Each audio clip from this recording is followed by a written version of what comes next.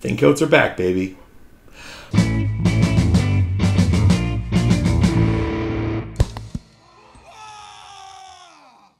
Welcome, ladies and gentlemen, to another Glacial Geek Deep Thoughts Thin Coats with me, Phil, the Glacial Geek. As you can see, thin coats are back. I'm finally settled in here, back in the new man cave, and I've got it all set up now, which is pretty nice. I've got a bit of a raspy voice. I'm trying something new with a microphone, so hopefully get some better audio. I know some people have been upset about that, but hopefully we'll get some better audio and just moving forward, making things better. That's the plan. So I'm going to be working on some Death Watch guys. I got my my Watch Master here, and I got some other random dude bros, mostly just bolter bros, because I didn't have a lot of bodies. I've noticed playing a lot of my my original Death Watch guys that I made.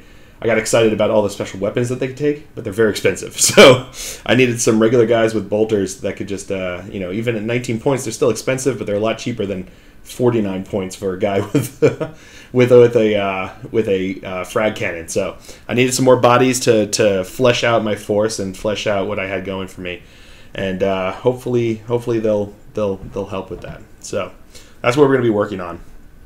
I want to thank everyone again for all the support that you've been... Wow, that was impressive. All the support that you guys have been giving me. It's been pretty exciting. My videos with me have started to come out for mini wargaming. There was the one in the vault with me against Matt, and then there was one against me and Josh, and people responded really well to that, so that's been kind of exciting. And then there was one with me on with Steve on his channel. So good stuff. Good stuff's happening with the channel, and I want to thank you all for the support that you've been there with me throughout all of it, and I really appreciate that. I really appreciate everything that you've done, especially my patrons who have really stepped up and blown me away. Really, you guys have blown me away with the support that you've given me. And now that I'm settling in, hopefully I'll be able to get into that more and more. And we've been having some good discussions on the Discord channel, which is awesome. And I want to keep that up. I want to grow that and just keep making the Glacial Geek community better and better. That's the plan. And actually, this computer here and the microphone are all because of the patrons. The fact that they are bringing in the money, pledging to pay me each month for doing what I'm doing makes it so that I can afford to put this on a card and make the payments that are necessary to keep it going and not get in trouble. So again, I want to thank you all for everything that you've done, even the nice comments and just the communication that you guys have been having with me. It's awesome, to see people talking about my battle reports and battle reports with me in them, saying how good they are. It feels good. It makes me feel like I'm on the right track.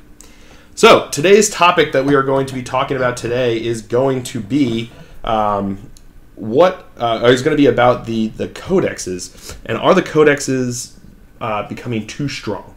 I know a lot of people have seen, as the different codexes have come out, the Astra Militarum, the Death Guard, all these different codexes have been really, really powerful, and they've been doing very well on the tournament scene. Even not the tournament scene, just playing against people, they're really tough. They're really strong. All the new stratagems, all the new warlord traits, the new abilities. The codexes have kind of upped the ante a little bit on the power, and a lot of people are talking about how there's this codex creep, how they're just becoming too good, and we're back to the same old arms race that we had in previous editions. Probably not a surprise to anybody. I disagree. I actually honestly think that the codexes are doing what was intended for 8th edition right off the bat. I think this is what we were supposed to have been seeing with 8th edition, is the full realization of everything that they've been working towards. The full list of relics, the full list of stratagems. When the indexes first came out, the big complaint that everyone had was they don't feel that the armies didn't feel like they were real armies, that they lost a lot of their flavor, they lost a lot of what made them unique. And the codexes have put that all back in there. Everyone kept talking about saying, wait for the codexes, wait for the codexes. Well, it turns out that that's exactly what you had to do. I think that the codexes, yes, I do believe that the codexes are stronger than the indexes, but then again, I think that's the way it's supposed to be. Each codex that's come out has been good. They've been fluffy, they've been narrative, they've had good rules with them, they've had good stratagems, they've had the ability to play the army however you want to play it, which is a big deal. And I think that's one of the main things that 8th edition has allowed. has brought forth is the ability to play your army however you want to play it. And there are stratagems, and there are warlord traits, and there are abilities in there that let you play them however you want to play them. I think that each of the codexes that have come out have not been a creep on each other. You know, the Astra Militarum one came out, and there's a lot of issues with, conscripts being cheap and really kind of messing with people's game strategies. But then Games Workshop responded, which they've been doing a lot more of recently, towards late 7th edition and now into 8th edition. They've been listening to the player base, and they've been responding, and they responded with a pretty strong response, basically making it so that you just get a reroll on your morale test as opposed to just not failing the morale test, which suddenly now those conscripts are going to be running a lot more often than they used to. And I think that change alone honestly took away a lot of the cheesiness of that codex. You know, there's a lot of really great things that you can do with the codex, and they should be able to do a lot of really great things.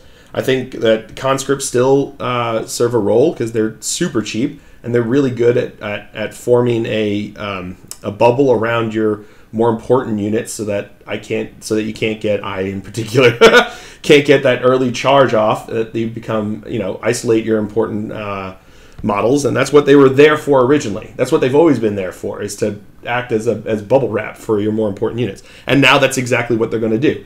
You know, they weren't meant to be this stalwart bastion of support that was just immobile and non-breaking. You know, they're still conscripts, and at a certain point, conscripts are going to break. They're not trained. They don't know what they're doing.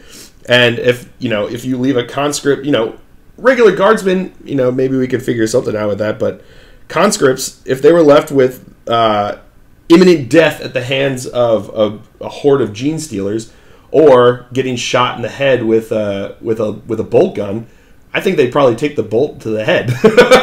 They don't know what's going on. They haven't been trained. They've just been picked up, put a gun in their hands, and sent out to the front lines to die for the Emperor. So if they're going to die, I'm sure they would rather die quick and just get it over with, as opposed to sit there and just get gnawed on by a by a cultist or something like that.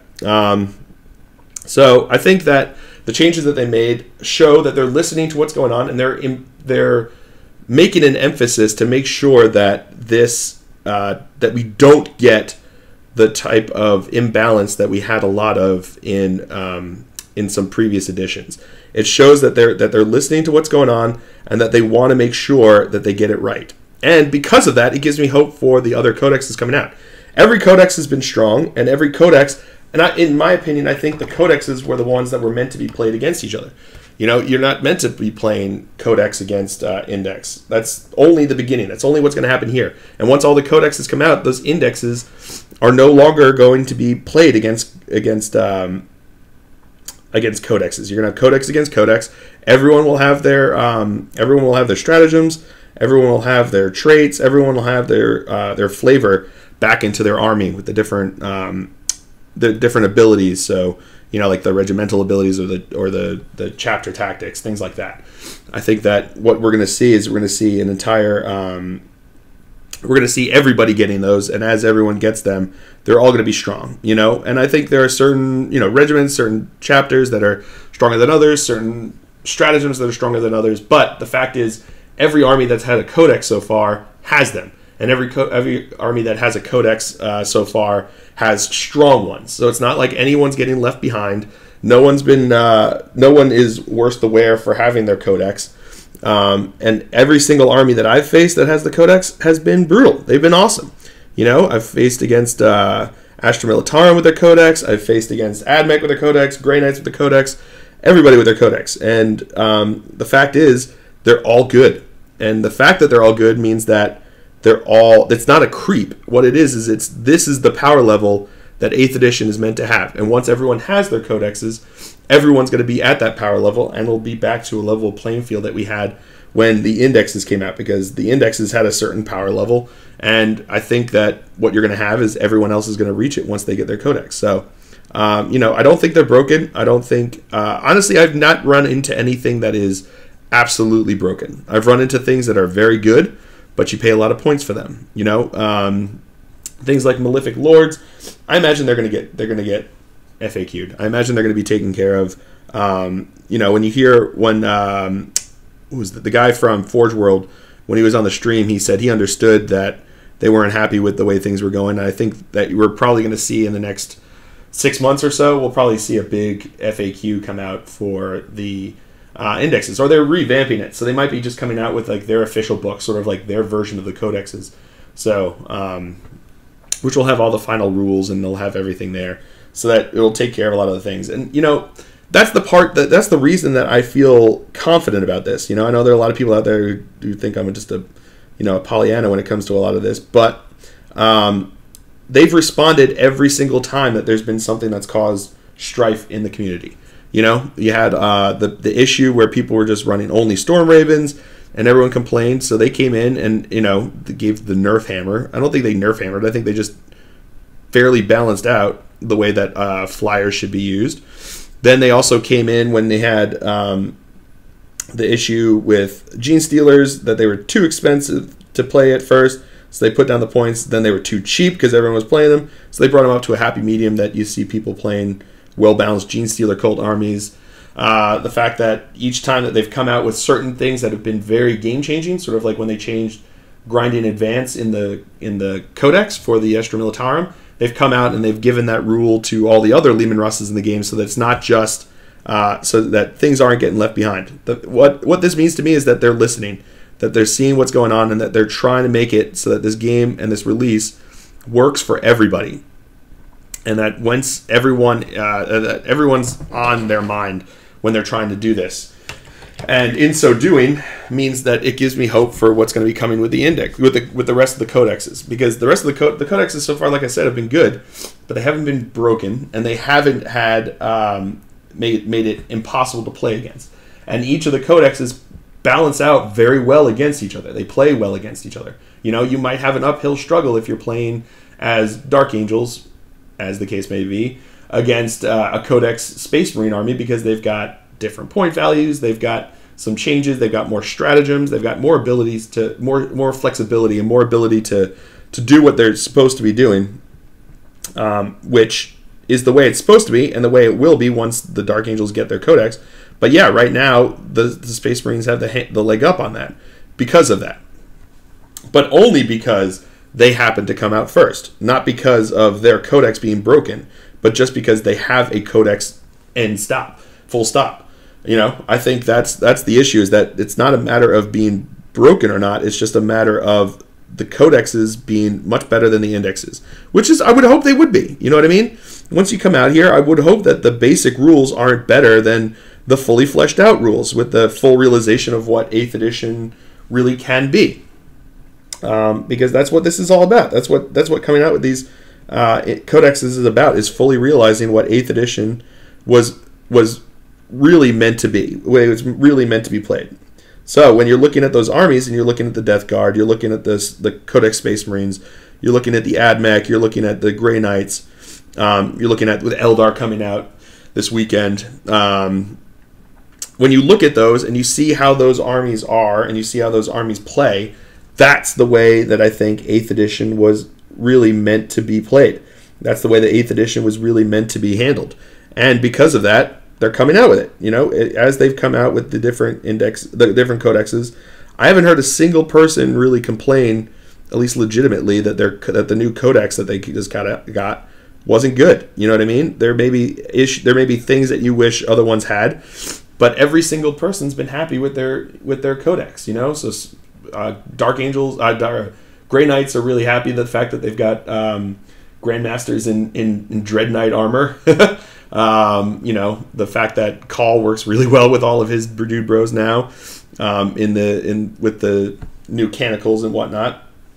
I just think that in general, everyone's been having a pretty good time with their new codexes, and it's not a matter of creep. It's not a matter of overpowered.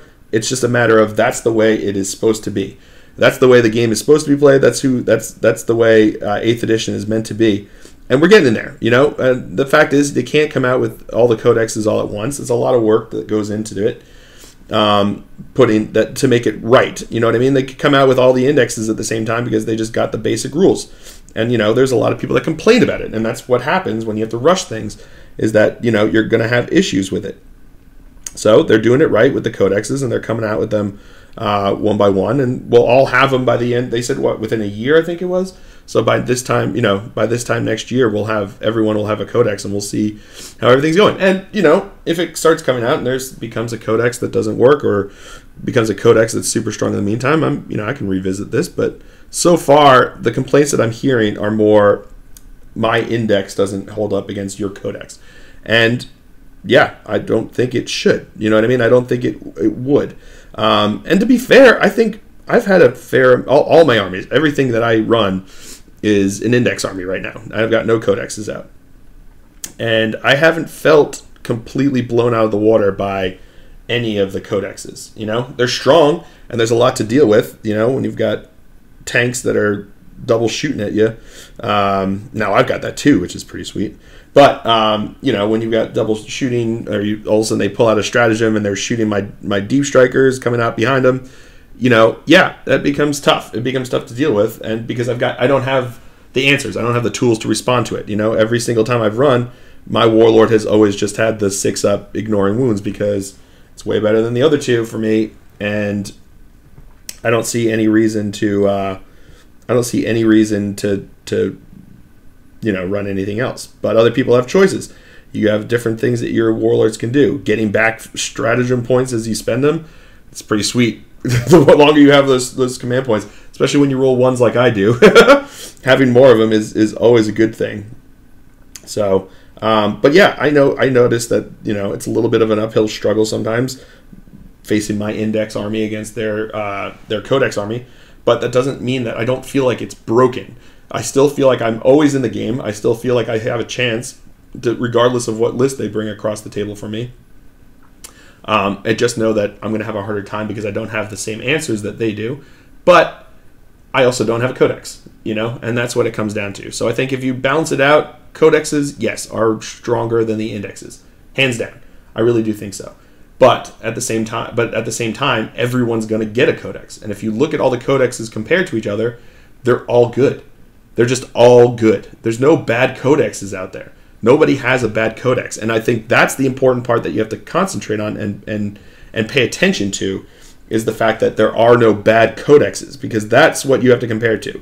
You know, you can't really just compare the codexes to the indexes, because I don't think that's fair to the codexes. You know, at that point, that would be trying to have them, if you wanted them to be all balanced out power-wise here, no one would be happy to get their codexes. Why get a codex if they're going to be the same thing as the index? You know what I mean? I think that difference making is important, and I think the fact that they're different is important. So I think that I just don't see it being a matter of being overpowered or not. I see it more as a matter of 8th edition becoming what it's supposed to be, and becoming what it truly was meant to be. And that's what the codexes are meant to do. You know, there are certain combinations that are very tough to deal with. You know what I mean? We had a tournament here in Savannah this last weekend. And I ran up against Magnus with Changeling and 5 Malefic Lords and a bunch of what are they called? Alpha Legion. Chaos Space Marines. And it was tough. I ended up getting beat pretty severely. But I had a blast. I still had fun playing the game. The dice kind of gave up on me at some points, but I mean, that's not surprising. And all told, their army was stronger than mine because of the fact that they've got those codex things that they can use. With the Chaos Space Marines, the stratagems made a big difference, being able to use those during the game. And to be fair, I would hope that it would. You know what I mean? I really want to see that happen, because it makes me feel like when my codex finally comes out, I'm going to be happy to play with it. I'm going to be excited to play with it. And that's what's going to be important, and that's what's going to be fun. So those are just my thoughts. Let me know what you think. Do you think that the codexes are OP? Do you think that certain codexes are OP versus other codexes? And if so, why? Let me know why, because that's more important. Not just saying, oh, it's OP and then end of statement. Let me know why you think it's OP, because, you know, is it a certain combination? I know a lot of people don't like Guilliman. I actually am not as afraid of Guilliman as I am other things, like a Fell Blade. But let me know why you think certain codexes are broken. Because in that case, if it's a certain unit, then maybe you just don't like a certain army. And if that's the case, that doesn't mean that the codex is broken. It just means that you're just not a big fan of that army and what they can do because of what they can do to you and your army. Which is fine, which is fair enough. You know, Necrons to me, even index Necrons, are, you know, the bane of my gaming my existence. I think they're just super, I think they're strong, and I just always struggle against them, which is, you know, I think everyone's got that army that they struggle against for one reason or another. But yeah, let me know what you think down below. Let me know what, if you run with the new codexes, let me know what your experience has been with them. And just, yeah, just let me know what you think down below. I guess my painting is a little bit slower than I'm used to. I need to get back into the swing of things. Haven't painted in, this is the first time I've painted in, what has it been, like over 2 months now, which is kind of nuts to me, the fact that it's taken me, that I haven't been painting that long. So hopefully it'll get better, and I'll get more thin coats will be on the table, which is good now that I'm all set up here, ready to go, and make it all happen. So I hope you guys have all enjoyed this. Keep the conversation going down in the comments. Keep the conversation going on over in the Discord. If you want to join us, go to the Patreon page, pledge your support, and you can get involved with the Discord. We always have some good conversations going on over there. So yeah, just keep the conversations going and let me know what you think. I really do appreciate, and I like your opinions. I like to hear what you have to say. I like to hear what you think, even if you disagree with me. Especially if you disagree with me, because it gives me the ability to see a different perspective, and I like that. So I hope you guys have all enjoyed it. I have been Phil the Glacial Geek, as always. And until next time, have fun.